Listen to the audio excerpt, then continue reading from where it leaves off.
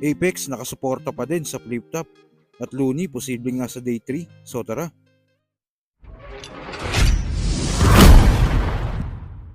Huli nga nating nakitang lumaban si Apex sa flip top noong ahon 13 pa kontra Sinyo. Matapos nun hindi na natin pang nakitang lumaban si Apex.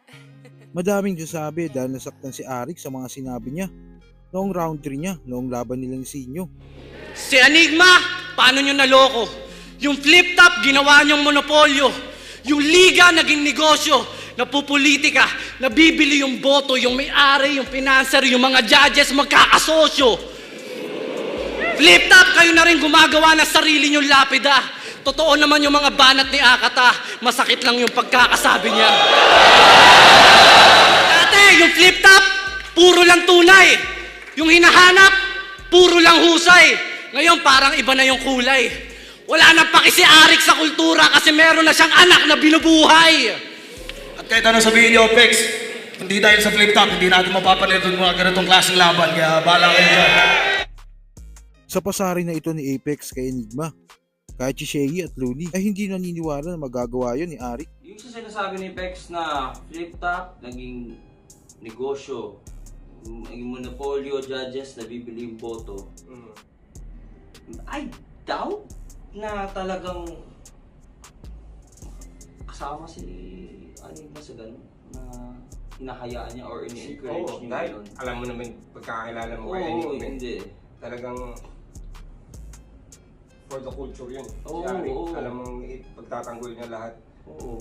Kaya nakita mo, di ba, parang naapektuhan talaga siya dito Oo. after ng battle. Nakikita ko, ano yun eh, Hindi, parang, sa akin, parang may sinabi yata siya dito after na parang kahit, parang ano, kahit pero- iba talk shit, parang gano'n. kahit yung iba, mga Or sa share niya yata yun sa Facebook Oo. or sa YouTube. di parang may sinabi siya eh. Meron talagang nagpupustahan. Oo, ako puta ngayon ah. Meron talaga. Nakikita ko nandun, tsaka hindi na nga siya tago eh. Oo. Di ba yung kaya ano nga, may website niya, Oo. di ba yung Yun di ko alam yun eh. Oo, Yung ito meron wala. 1 million. Oo, meron wala. Nung nakita ko yun parang, in a way, parang na-turn off ako eh sa battle rap na parang ganito na ba? Ganito na yung nangyayari. Parang naiintindihan ko naman yung mga sugarol, yung mga hindi ko pinapakailaman yung trip nyo, gusto yung magsugalan, sa inyo naman yan. Pero ang sa akin is pag yung nandun na sa loob yung sugalan, parang ang hirap nun. No? Yeah. Parang corruption na yun eh. Para sa akin no. Ang napapansin ko lang kasi dito, ano lang, skimming through comments and shit. Parang ang dating, nagiging masama si Enigma. Oo. Na para ba Dahil kasi, siya yung nagpasimuno. hindi dahil kasi pangalan ni Enigma kasi yung doon na binanggit mo. Si Enigma, paano nyo naloko? Oo. Di ba sabi niya? Oo. So, siya lang yung nabanggit na pangalan kasi. Kasi sure, okay.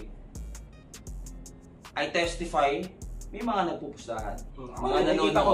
nanonood. Yung mga ano. Ang ano ko, ang question mark sa isip ko na malaking bintang, Oo. yung judges na nabibili yung boto. Oo.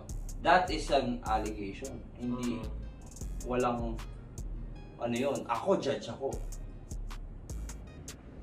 Never Sa tingin mo, ba't sabi ni Apex yun? Teka lang. Wala namang akong experience na lumapit or ano. Pangalawa, how flip top works. Enigma chooses judges kung Randomly. sinong nakita niyang pumunta. Pumunta sa araw na yun. Oo, hindi siya, oy, ikaw, punta ka sa ahon kasi magja-judge ka. Lumipas ang mga araw at si Apex naman ang nag-guest ni Looney sa break it down niya. At dito nga itinanong niya si Apex kung okay ba sila ni Enigma after ng battle. At ito nga ang sagot ni Apex. Linawin kung ano yung intention mo dun sa pagbanggit mo sa pangalan ni Enigma at may gaano ka sure or gaano ka totoo yung mga sinasabi mo dun sa battle. Intention ko, syempre, concern ako sa liga. Concern ako na matigil na yun, yung mga ganong sistema.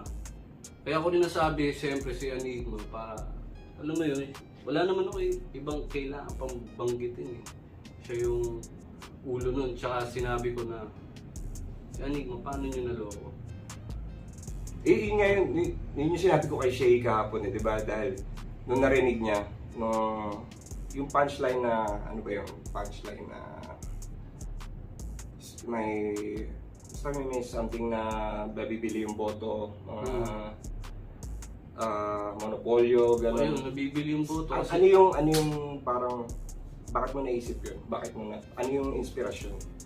Inspirasyon ko siyempre, na-trigger talaga ako niya kay Boss Toyo. Dahil doon sa pusta niya 1 milyon. Pakiramdam ko, siyempre pusta mo ng 1 milyon yung kalaban. Pakiramdam ko, talagang parang binaliit ako na pinablik pa. So, yun yung parang naging apoy ko, nadagdagan pa yung mga... Pero aware ka ba na magkaibigan si Senior at si Boss Toyo? Sa pagkakaalam ko kasi. Oo, maraming video na magkasama si Des. Marami nga tayong naririnig na inaanggulo ng mga battle MCs. Natanggal na daw sa Apex sa Flip Top dahil sa ginawa niya. Pero ganun pa man, tila nakasuporta pa din naman ang Haring Araw sa liga ng Flip Top dahil sa pag-share nito sa poster ng Ahon 15.